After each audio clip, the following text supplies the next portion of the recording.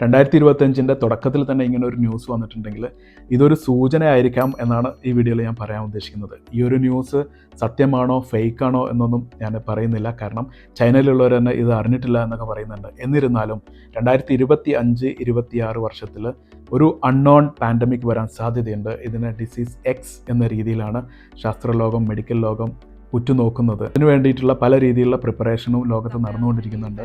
പലതരത്തിലുള്ള vaccines develop ചെയ്യുന്നുണ്ട്. Hospital safety, അതുപോലെ തന്നെ ഇൻഫെക്ഷൻ കൺട്രോൾ മേഖലയിൽ എല്ലാ രാജ്യത്തെയും ഹോസ്പിറ്റൽസ് കൂടുതൽ ഫോക്കസ് ചെയ്യുന്നുണ്ട്. അതുകൊണ്ട് ഇങ്ങനെ ഒരു അസുഖം എപ്പോൾ വേണമെങ്കിലും വരാൻ സാധ്യതയുണ്ട് എന്നുള്ളത് നമ്മളെല്ലാവരും മനസ്സിലാക്കണം.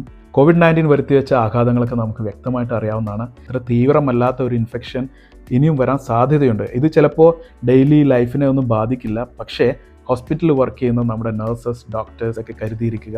പ്രത്യേകിച്ച് GCC കൺട്രികളിൽ പല രാജ്യത്തിലുള്ള പേഷ്യൻസിനെ ഹാൻഡിൽ ചെയ്യുന്ന നമ്മൾ മിക്കവാറും ഇൻഫെക്ഷൻ കിട്ടാൻ സാധ്യതയുണ്ട്. അതുകൊണ്ട് ഇപ്പോൾ നമ്മൾ കൂടുതലായിട്ട് ഫോക്കസ് ചെയ്തുകൊണ്ടിരിക്കുന്ന infection control, hospital safety protocols ഒക്കെ കൃത്യമായിട്ട് പാലിക്കാൻ ശ്രമിക്കുക എന്നാണ് എനിക്ക് പറയാനുള്ളത്.